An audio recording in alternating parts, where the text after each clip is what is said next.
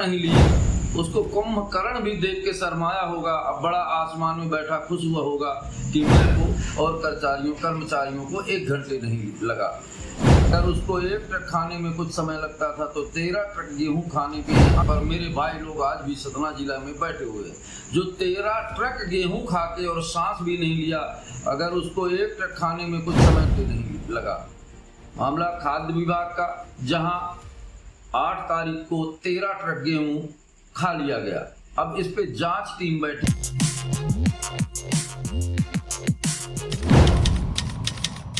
मैं उमेश गौतम, समग्र प्रदेश समाचार से।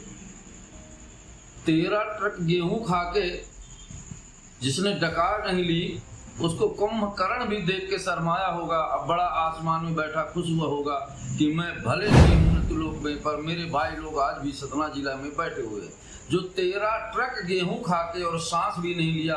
अगर उसको 1 ट्रक खाने में कुछ समय लगता था तो 13 ट्रक गेहूं खाने पे यहाँ के अधिकारियों को और कर्मचारियों को 1 घंटे नहीं लगा।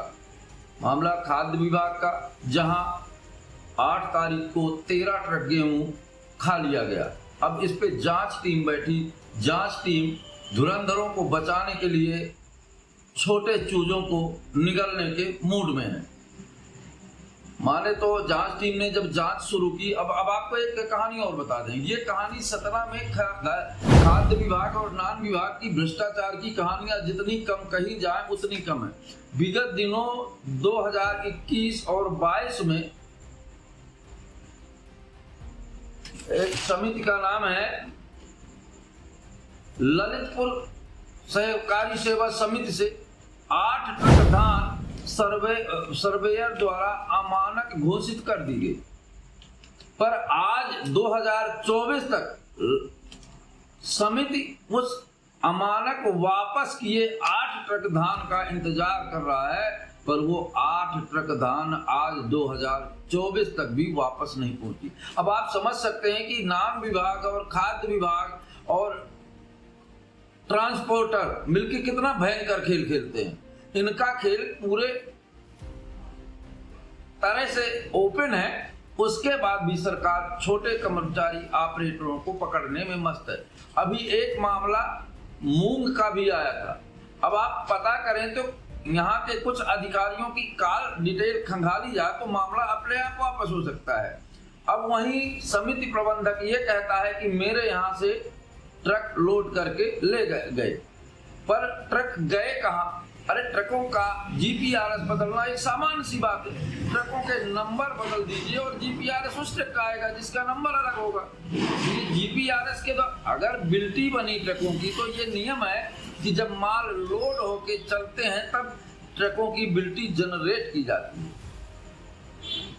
तो ट्रांसपोर्टर की आईडी एड्रेस की जांच करना चाहिए। उस तरफ डीएमना या जांच टीम का बिल्कुल ध्यान नहीं, या कि उस जिस सर्वेयर ने धान पास करके और रैक पे लगवाया, उस सर्वेयर की आईडी एड्रेस चेक करना चाहिए, उसकी नहीं। किनकी आईडी एड्रेस चेक कर रहे हैं? जो ये कह रहे हैं कि 8 तारीख को हमें कोई ओटीपी नहीं जनरेट की गई, पर डीएम नाम का जबरदस्ती का कहना है कि आपको जनरेट की गई।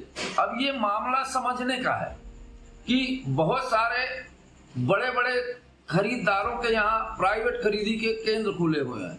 लोगों का कहना है कि ट्रक यहाँ से गए और कहाँ गायब हो गए, इस बात का शासन पता नहीं लगा रहा। शासन सीधे एफआईआर कराने में इतना उत्सुक क्यों है, ये विचारने का विषय है।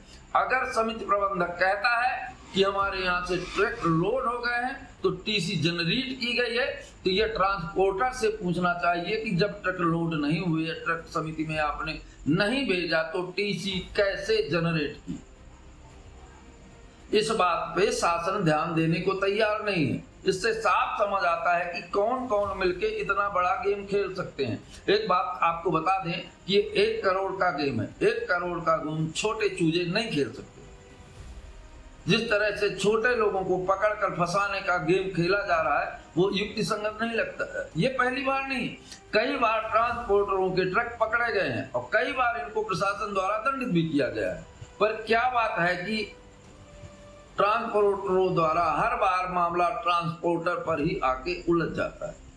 वहीं फुरताल वेयर हाउस की भी बात डीएम नान से शिकायत की, आज तक कोई कार्रवाई नहीं हुई। मौके में हेमलता वेयर हाउस में चावल रखा जा रहा था, उसकी भी शिकायत की गई। डीएम नान वहां पहुंचे और देखा, क्या किया आज तक कोई पता नहीं चलता। इससे यह साफ साबित होता है कि कौन सा खेल खाद्य विभाग और नगर आपूर्ति निगम में खेला जा रहा है। अगर प्रशासन और जिला कलेक्टर ईमानदारी से काम करें तो सारे वेयर हाउसों की जांच कराएं और सारे ट्रकों की जांच कराएं तो मामला बहुत बड़ा उभर कर सामने आ सकता है। FIR कराना उतना जरूरी नहीं है जितना यह जरूरी है कि आखिर वो 18 टन गेहूं कौन सा कुंभकर्ण 1 घंटे में खा गया, और खा गया तो कैसे खा गया। इस बात की पूर्ण जानकारी ना तो डीएम नान दे पा रहे हैं, ना कोई दे पा रहे हैं। बस ये बोलते हैं कि हम 6 लोगों के ऊपर FIR करा। क्या FIR कराने देने से सरकार का काया 13 ट्रक गेहूं वापस आ जाएगा? प्रशासन को इस बात का ध्यान देना चाहिए। मैं तो खासकर कहूंगा सतना कलेक्टर की जिम्मेदारी सबसे ज्यादा होती है, और सतना कलेक्टर को मैं कई बार इस बात के लिए आगाह कर चुका हूं कि खरीदी केंद्रों और समिति और नगर आपूर्ति निगम में भयंकर घोटाले हो रहे हैं। इस पे आप ध्यान दीजिए। पर मेरी बात समझ में नहीं आया कि इन पर उन्होंने क्या कार्रवाई की और क्या नहीं की। पर यह बात जरूर है कि 13 ट्रक गेहूं कहां गया और कौन खा गया, यह देखकर ऊपर बैठा कुंभकर्ण सोचता होगा कि धन है सतना अधिकारियों की। ऐसा लगता है कि इनकी आत्मा एक संवेदनशील है जो न्याय की बात करती है और सुख दुख सारी चीजों का एहसास करती है। वो आत्मा इनकी मर चुकी है, ये केवल जिंदा है इसलिए कि हम कितना घोटाला करके, कितना भ्रष्टाचार करके धन का आहरण कर सके। अगर जरा भी नैतिकता होती और आत्मा होती तो इतने बड़े घोटालों की जांच निश्चित ही सामने आती। और ये बताइए कि 3 साल हो गए, आज तक धान के ट्रक वापस नहीं पहुंच पाए समय पर, तो क्या ऑपरेटरों का दोष था? इससे ये साफ साबित होता है ये छोटे लोगों का नहीं, बड़े लोगों का खेल है। प्रशासन को इस पर सख्ती से और एक एक चीज की जांच कर स्पष्टीकरण जनता के सामने लाना चाहिए।